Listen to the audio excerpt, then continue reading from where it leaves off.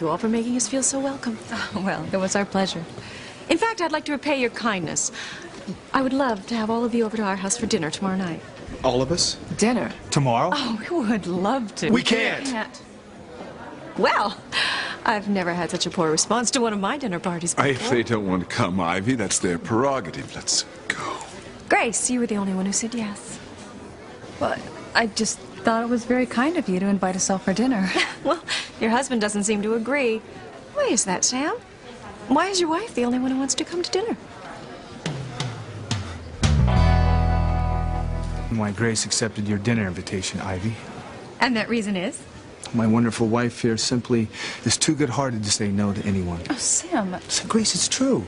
So Grace only accepted out of politeness. No, I was saying that my wife here is a giving person who has a tendency to take on too much. I'm always asking you to slow down, Grace. Take it easy. I can vouch for that. I mean, you're taking care of your shop and your family and the bed and breakfast. And you organize this flea market for the police benefit almost single-handedly. Well, I have to apologize for that, Grace. As your co-chair, I should have helped more. Oh, no, Ivy. I know that you're a very busy woman. And so are you, Grace. I think what you should do tomorrow night is relax. Take it easy. Put your feet up. All the more reason to come to dinner at my house. I mean, why cook when my chef can prepare a lavish spread and you won't have to lift a finger? And there's no dishes. Oh, that does sound wonderful. Grace, remember, there's Charity. We really need to be there for her. That's right. My niece is in the hospital. Yes, I read about the fire in the paper. She doesn't even know yet that she's lost her mother, my sister. It's awful.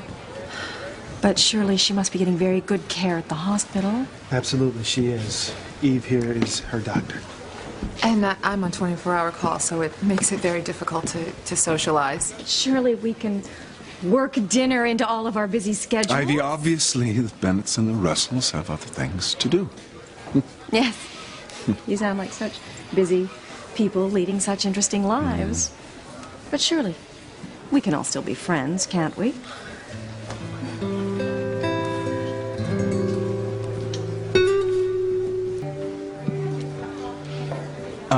We appreciate the dinner invitation, Mrs. Crane. Ivy, please, Sam. But like I said, Grace and I have to think about our niece. I understand. I'll tell you what. We'll give the hospital my number. If there's any change in your niece's condition, they can call. It's not just our niece that we're concerned about. I mean, Grace and I have two beautiful children at home, Kay and Jessica. I mean, between Grace and my schedule, we hardly have any time to spend with them. And my family means everything to me. They come first. Aren't I lucky to have such a warm, loving husband? Yes. You one lucky lady, Grace. Your husband sounds like a catch. Julian never seems to be too concerned about the toll my schedule takes on me. Oh, darling, I'd feel guilty having you stay home with you. Have so many worthy causes that need that skill and expertise that only you can bring. Oh, the sacrifices you make for me. The sacrifices we all make.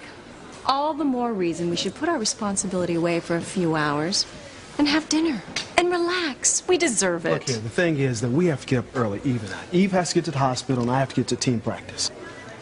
I understand. We're all busy people leading busy lives. So there's only one solution. Perhaps another time. Let's go. Ivy. We'll just have dinner early. Ivy.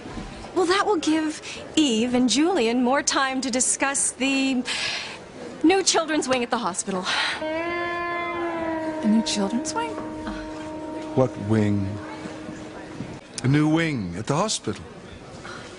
Yes, a children's wing. I know of no such wing. Oh, I'm sure I mentioned it to you. No. Oh, it must have slipped my mind. We donated it. Entire wing. Imagine. Julian and I like to give back to the community. And I'm sure the hospital could use a new pediatrics wing, couldn't it? Oh, absolutely. Space is so limited right now, and the physical therapy section is just desperate for new equipment. And I do volunteer work for the children. I mean, they really could use a bigger play area. Well, the two of you really should discuss this with Julian. But we're all so busy. Are you sure I can't change your mind about dinner tomorrow night? It's the perfect opportunity for you to give Julian your input on the new wing. Of course we will be there, Ivy. Eve? Oh, a new pediatrics wing. It's such a good cause. I promise we'll make it an early evening, TC. Grace. Good. It's all settled. Dinner tomorrow night. It'll be such fun. And I'll bring my tomato soup cake. That really isn't necessary. Oh, no, I'd love to. It's my own recipe. Well, then I'm sure it's wonderful. Ivy, we really must go. Our other engagement. Oh, of course, darling. We'll see you all tomorrow night. I've had such fun. It's been a lovely evening. I can't wait to get to know you all better. I want to know what in the world that was all about. Just drop it, Julian. You're giving me a migraine. You never want to go to these town functions? You claim they bore you? Tonight, I can't get you to leave. Pour me one of those. Make it a double. And why all the sudden interest in local handicrafts? I mean, you, a woman who won't sleep on anything less than Italian sheets that cost more than these locals make in a month, suddenly inexplicably oohing and awing over some scratchy, tacky cover that Grace Bennett showed you. Afghans. They're called Afghans. Well, whatever. I mean, you'd think they were 15th century Italian tapestries, the way you were going on about them. I thought they showed a talent and a keen eye for detail. Oh, I see. And I suppose after you taste Grace's tomato soup cake, you'll be calling her a culinary genius, hmm? What are you up to? I am up to right about here with your rantings. You know, if I've learned anything in the years of our sham of a marriage, I've learned one thing about you. Everything you do has a purpose. What is it this time? I don't know what you're talking about. And why did you invite the Bennetts and the Russells to dinner? I want to get to know them better. Don't lie to me, Ivy, the truth. What is this dinner tomorrow night really about? I invited the Russells and the Bennetts to dinner to enhance the Crane image in Harmony. Since when do you give a damn about the Crane image? You hate this family. But Ethan will be head of the family one day. Oh, yes. And you want the little people to have a favorable impression of him. Blah, blah, blah. I've heard it all before, and I'm not buying it this time. There must be something else you're hoping to get out of this dinner. Now, what is it? I told you. And I don't believe you. All right. You can just call off this dinner. I'm not in the mood to wine and dine these locals, especially our arrogant chief of police, Mr. Sam Bennett. Well, then get in the mood. Because we are having this dinner whether you like it or not. That's fine, but you owe me. Oh, no. I paid my debt to you and your father years ago. You're in a mood. I'll be in my study.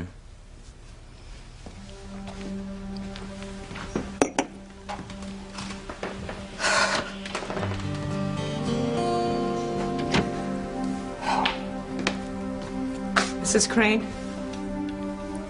Pilar, what are you doing here? I talked to Grace Bennett. You cannot go through with this dinner. You're asking for trouble.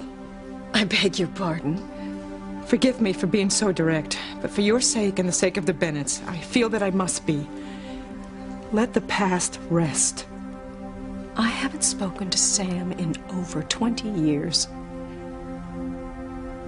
I think it's time we wake up the past. The past with Sam Bennett, there will be nothing but trouble. Well, I don't think so. And frankly, I don't care. For the first time in years, I feel alive. And whatever trouble comes, it'll be worth it. I don't think so. Well, that's my business. Mrs. Crane, I've worked for you for many years, and I worry how this will affect you and others. I felt I had to say something. And now you have. I'll have the chauffeur take you home. No, thanks. I'd rather take the bus. Good night, Pilar. Good night.